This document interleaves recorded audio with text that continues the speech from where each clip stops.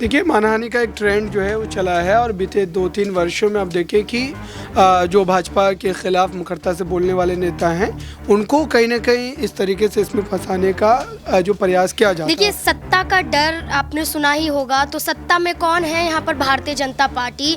अक्सर तमाम विपक्षी पार्टियों का यही कहना है कि सत्ता का घमंड देखा जाता है, सत्ता की ताकत देखी जाती है और उसके इशारों पर काम किया जाता है। जब भी कोई सत्ता पक्ष का नेता इस तरह की बात करता है तो उसके ऊपर कोई तवज्जो खास नहीं दी जाती। अभी आप देखें तो हेमंत बिस्वा ने जिस तरह की बात कही उसके ऊपर कोई जो है बात नहीं कर रहा। वहीं राहुल गांधी ने जिस तरह की बात कही थी उसको लेकर तमाम मीडिया और तमाम जगह उसको लेकर बात हो रही है। और सबसे बड़ी वजह यह है कि वो तमाम जो केस दायर करवाए जा रहे हैं वो भाजपा के नेताओं के द्वारा करवाए जा रहे हैं।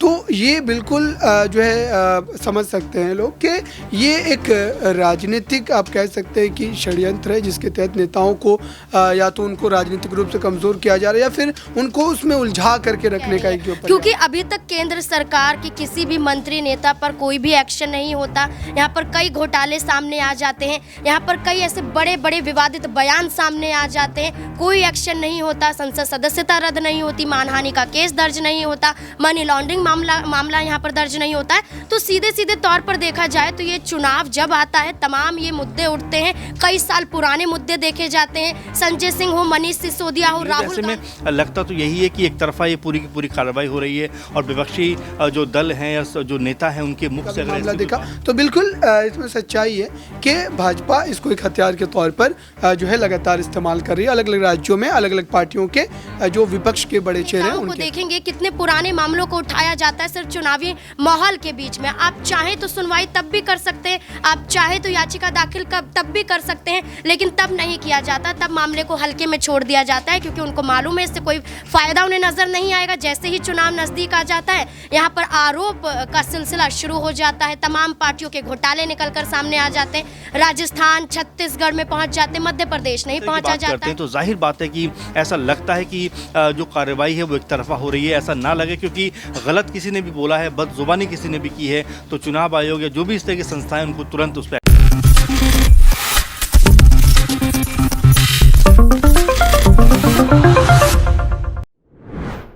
नमस्कार, नेक्स्ट 9 न्यूज देख रही हैं आप और मैं हूं आपकी साथ प्रज्ञा सिंह। स्वागत है आप सभी का मेरे खास प्रोग्राम सियासी पंचनामा में। आम आदमी पार्टी के लिए आज का दिन बहुत ज्यादा महत्वपूर्ण है क्योंकि आपको बता दें कि आम आदमी पार्टी के 3 दिग्गज नेता आज अदालत की रडार पर खड़े हैं। अदालत में जिस तरीके से आज इन 3 नेताओं पर बड़ा फैसला आना है, सबसे पहले आम आदमी पार्टी के राज्यसभा सांसद संजय सिंह जिन पर आज राउज एवेन्यू कोर्ट में सुनवाई होनी है आबकारी नीति से जुड़े मामले में। वहीं दूसरी ओर जानकारी दे दें कि दिल्ली के पूर्व स्वास्थ्य मंत्री सत्येंद्र जैन जिन्हें सुप्रीम कोर्ट में आज पेश होना है, तो वहीं राघव चड्ढा भी आज दिल्ली हाई कोर्ट की तरफ रुख करने वाले हैं। अब ऐसे में सवाल लगातार ये उठ रहा है कि या तो आज आम आदमी पार्टी को बड़ी जीत मिलती हुई नजर आएगी या फिर एक बार फिर से अरविंद केजरीवाल की जो पार्टी है वो बिखरती हुई नजर आएगी। और जिस तरह से जांच एजेंसियों के शिकंजे में आम आदमी पार्टी फंसती हुई नजर आ रही है, इसकी आखिरकार वजह क्या है?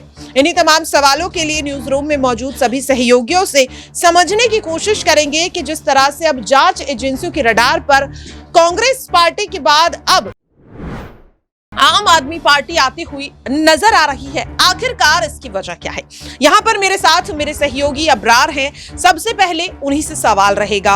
अबरार, साल 2022 हमने देखा कि कांग्रेस पार्टी के हर एक नेता पर मानहानि का मामला देखने के लिए मिल रहा था और अब कांग्रेस का नंबर लगता हुआ नजर आ रहा है। अरविंद केजरीवाल हो, मनीष सिसोदिया हो, सत्येंद्र जैन हो, राघव चड्ढा हो, आप जिस भी नेता का नाम लीजिए उस पर मानहानि का मामला चल रहा है। क्या मानहानि एक इतना कमजोर कह सकते हैं आरोप है मानहनन का कि अब कोई भी नेता पर इसे लगाना इतना आसान हो गया है और अदालतें भी सालों की सजा नेताओं को दे रही हैं? देखिए, मानहानि का एक ट्रेंड जो है वो चला है और बीते 2-3 वर्षों में अब देखिए कि जो भाजपा के खिलाफ मुखरता से बोलने वाले नेता हैं उनको कहीं ना कहीं इस तरीके से इसमें फंसाने का जो प्रयास किया जाता है, चाहे वो राहुल गांधी रहे हों या फिर इस समय संजय सिंह हो, ऐसे तमाम बड़े चेहरे आप जो है गिन सकते हैं जिनके खिलाफ अलग अलग राज्यों में अलग अलग जगहों पर। और सबसे बड़ी वजह यह है कि वो तमाम जो केस दायर करवाए जा रहे हैं वो भाजपा के नेताओं के द्वारा करवाए जा रहे हैं। तो ये बिल्कुल जो है समझ सकते हैं लोग कि ये एक राजनीतिक आप कह सकते हैं कि षड्यंत्र है जिसके तहत नेताओं को या तो उनको राजनीतिक रूप से कमज़ोर किया जा रहा है या फिर उनको उसमें उलझा करके रखने का एक जो प्रयास है। अब देखिए, संजय सिंह पर ईडी का मामला चल रहा था, फिर उसके बाद जो है पंजाब में उनके ऊपर जो है मानहानि का मामला हो जाता है, वहाँ पर वो सुनवाई में हाजिरी भी देते हैं अपनी।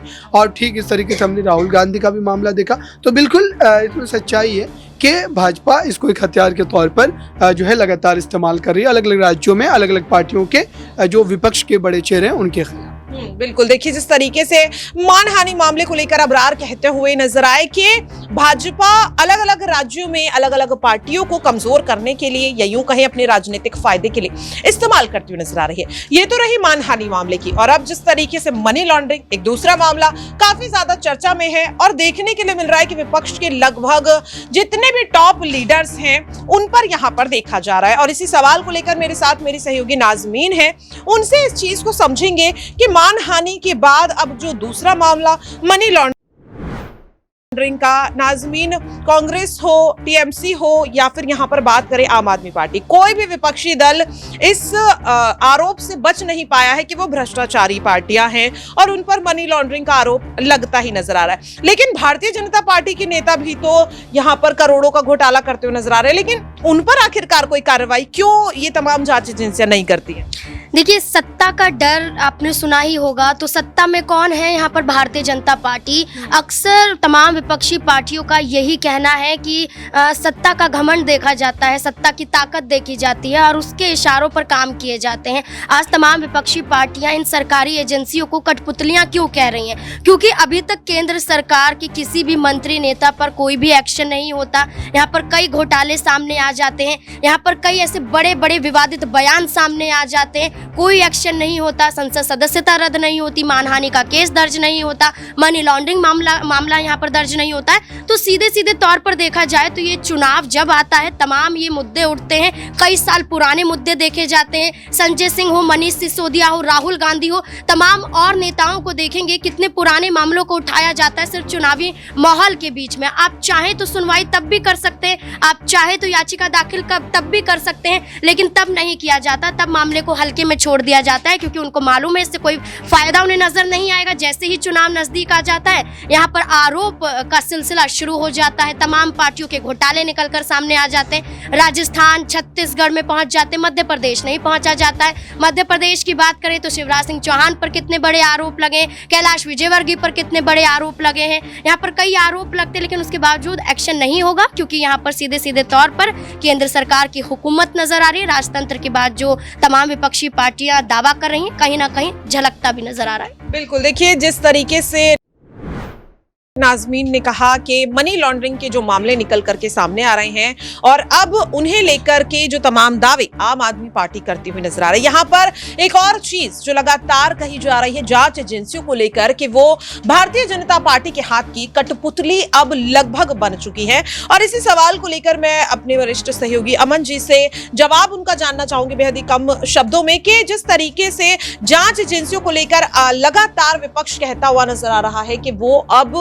बीजेपी के हाथों की कठपुतली बन चुकी है और जहां भी भारतीय जनता पार्टी को लगता है कि अब उनके हाथ से सत्ता फिसल रही है या फिर जीत मुश्किल है तो वहां पर इस कठपुतली को नचाना शुरू कर देती है बीजेपी। इस तर्क को किस तरह से देखिए, बिल्कुल और सही बात है, काफ़ी बार देखा गया है और देखा जा रहा है लगातार, क्योंकि जब भी कोई सत्ता पक्ष का नेता इस तरह की बात करता है तो उसके ऊपर कोई तवज्जो खास नहीं दी जाती। अभी आप देखें तो हेमंत बिस्वा ने जिस तरह की बात कही उसके ऊपर कोई जो है बात नहीं कर रहा। वहीं राहुल गांधी ने जिस तरह की बात कही थी उसको लेकर तमाम मीडिया और तमाम जगह उसको लेकर बात हो रही है। पीएम मोदी ने जैसी बात कही उसको लेकर भी कोई विशेष तवज्जो मीडिया में हमें देखने को नहीं मिली। तो ऐसे में लगता तो यही है कि एक तरफा ये पूरी की पूरी कार्रवाई हो रही है और विपक्षी जो दल हैं या जो नेता हैं उनके मुख से अगर ऐसी कोई बात निकल जाए, हालांकि ऐसी बात मुझे भी जो पर्सनली लगता है कि ऐसी बात बोलनी नहीं चाहिए। आप जो है मुद्दों की राजनीति करिए कम से कम। अब जबकि देश को 70-75 साल आज़ाद हुए हो गए, अब आपको विकास जो के मुद्दों पर बात करनी चाहिए। जात धर्म एक दूसरे पर टिप्पणी करना, ये बहुत मेरे ख्याल से छोटी मानसिकता का कहीं ना कहीं परिचय होता है। इसीलिए आप मुद्दों की बात करें, आप